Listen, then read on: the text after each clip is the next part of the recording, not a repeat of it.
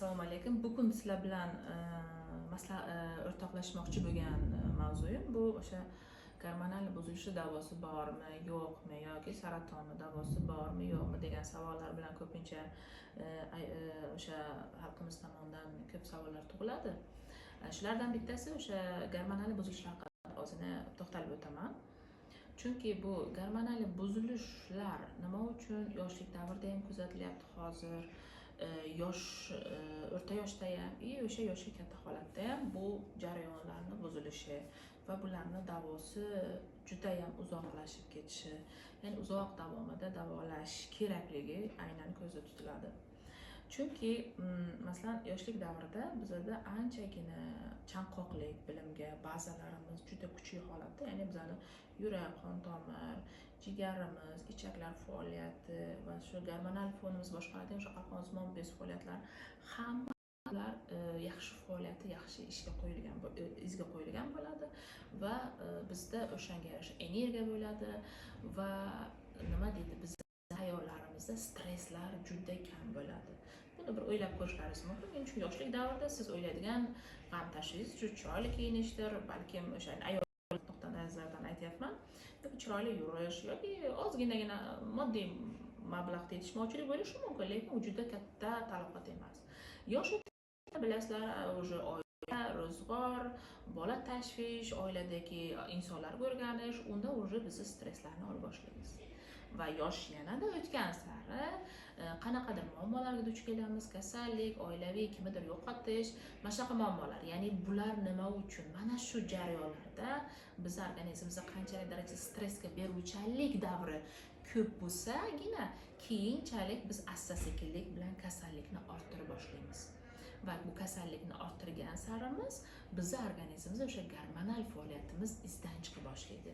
Gormonal faoliyat izdan chiqa boshladimi, u o'sha boshqaradigan a'zolarning faoliyatiga putraydi boshlaydi va shu oqibatda mana shu kasallik yillar davomida keladi. Bizni mana shu mutaxassis ko'rigiga yoki o'sha mamol ko'rigiga bu yillar davomida keladi. Shu uchun buni o'sha ayollarimiz zerikib qoladi. Unday davolandim, bunday davolandim, mana bunaqa qildim, lekin baribir ham davosi yo'q ekan deydi. Chunki shu uchun har bir mutaxassis ko'rigiga borgan ayol bilishi kerak. Bu kasalliklarga vaqt kerak. Bu kasalliklarni o'sha davrini to'g'rilab, tozalab, ildizi bilan davolashga vaqt kerak.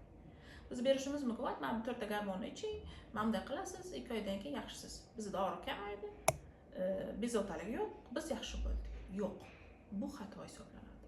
Sababiki bularga ma'lum bizlar organizmdagi o'sha yo'qotilgan energiya, yo'qotilgan o'sha joydagi yetishmovchiliklarni to'ldirish uchun bizga ma'lum davr.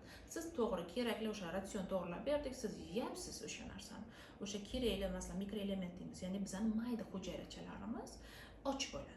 Biz to'g'ri oshqozonni biz suv bilan ham to'ldirishimiz mumkin, non bilan ham to'ldirishimiz mumkin, o'zimiz yaxshi ko'rgan mahsulotlar bilan to'ldirishimiz mumkin. Lekin borki, bizning maydagina kletkalarimiz nima oziqasi kerak?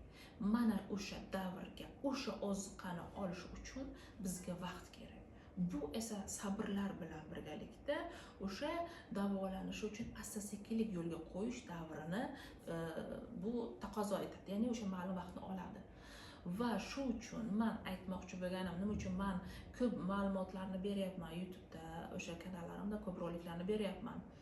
Bu degani sizda mana shunaqa ilk gormonal buzilish belgilari bo'landimi? Albatta o'zingiz tomonidan mutaxassisga boring.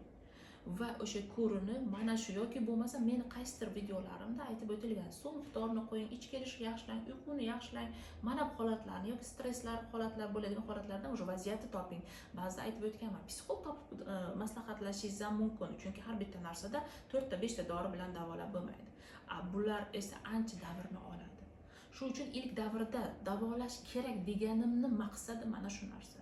Berayotgan ma'lumotlarimni ham maqsadi mana shunga yo'naltirilgan. Ya'ni siz ilk davrida mana shuni oldini olsangiz, erta bir kun yil surilmaydi. Chunki bu oddiy rak paydo bo'lishi kamida 10 yil vaqt kerak deydi. Bu 10 yil nima degani? mana shu 10 yil davrida siz mastopatiyani to'g'rilab davolasangiz, o'sha ya'ni rakka o'tuvchi kasallik xavfini kamaytirsangiz, sizda mana shu rak bo'lmaydi. Lekin rakni mastopatiya bor, 10 yil, 20 yildan bor, bu asta-sekin sizni o'sha jarayonni buzishga olib keladi. Shu uchun uni davosi yo'q ekan deb oddiy qisqagina lo'ndagina qilib qo'yishadi xalqimiz. Buni davosi yo'q ekan, ko'nikish bo'ladi.